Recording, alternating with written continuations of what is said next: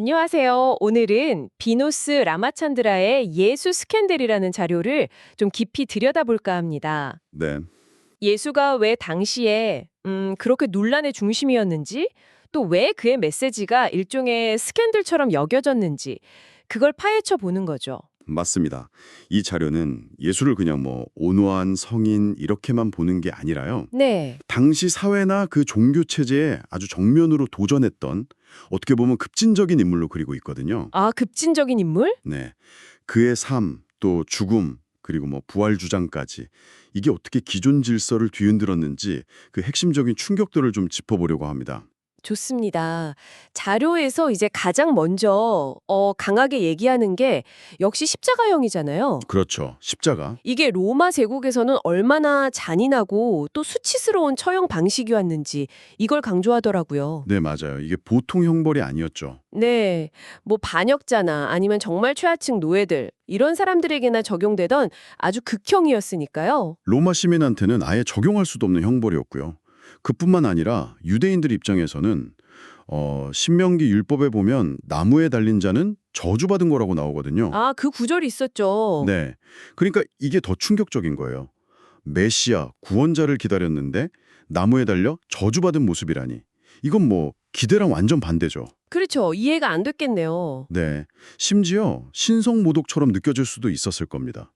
그러니까 이건 단순한 죽음이 아니라 그야말로 정치적, 종교적 스캔들의 어떤 정점이었다고 볼 수 있죠. 죽음뿐만 아니라 그 살아 있을 때의 방식 자체도 논란거리였다는 거죠. 네, 맞아요. 자료 보면 예수가 당시 존경받는 그런 종교 지도자들하고는 좀 다르게 사회적으로 이렇게 손가락질 받던 세리나 죄인들하고도 막 스스럼 없이 어울리고 네, 같이 밥 먹고 그랬죠. 심지어 같이 식사까지 했다는 점.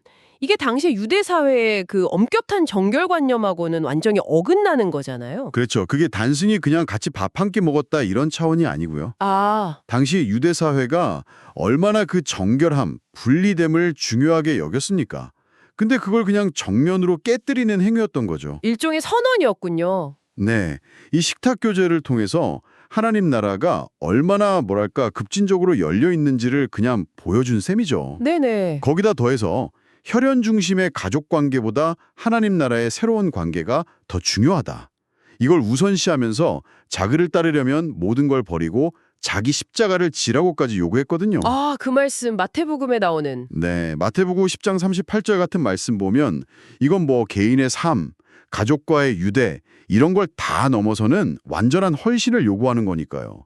당시 사람들에게는 정말 엄청난 도전이었을 겁니다. 와, 삶의 방식도 그렇고 또 그분이 했던 주장 자체도 굉장히 충격적이었을 것 같아요. 네, 그렇죠. 스스로 죄를 용서할 권한이 있다 이렇게 선언하고 율법의 최종 해석자처럼 행동하고 네, 맞아요. 또 하나님과 자신 사이에 아주 특별한 독특한 관계가 있다고 주장했으니까요. 바로 그 지점입니다. 그게 유대 지도자들한테는 정말 용납할 수 없는 신성 모독으로 다가왔던 거죠. 신성 모독이요? 네, 자신한테 죄사함의 권세가 있다 이렇게 주장했을 뿐 아니라 마가복음 같은 데 보면 나오잖아요. 네네. 결정적으로는 자신의 죽음과 부활을 통해 하나님과 인간 사이에 완전히 새로운 관계가 열릴 거다.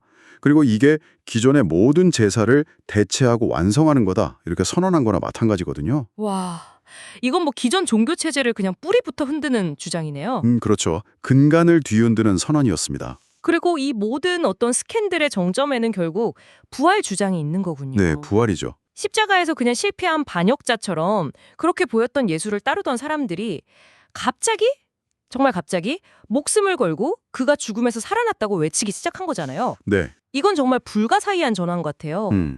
부활 주장은 그야말로 예수 스캔들의 궁극적인 형태라고 할 수 있습니다.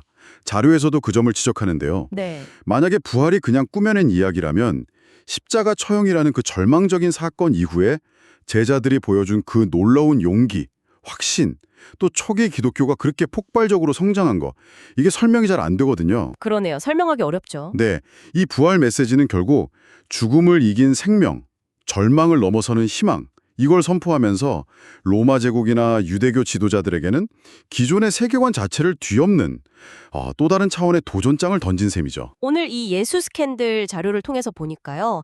예수는 정말 결코 안전하거나 그냥 편안한 종교적 인물은 아니었던 것 같습니다. 네, 그렇죠. 그의 삶, 가르침, 또 죽음, 그리고 부활 주장까지 당대의 모든 통념과 권위에 정면으로 도전하는 진짜 말 그대로 하나의 거대한 스캔들이었네요. 예수가 처음 등장했을 때 그 당시 사람들이 느꼈을 법한 그 생생한 충격, 또 논란, 이것의 본질을 이해하는 게 참 중요한 것 같습니다. 네. 그냥 우리가 흔히 생각하는 온화하고 자비로운 모습으로만 축소해서 생각했던 것과는 다른 훨씬 더 역동적이고 도전적인 예수의 면모를 이 자료를 통해 좀 발견하셨기를 바랍니다.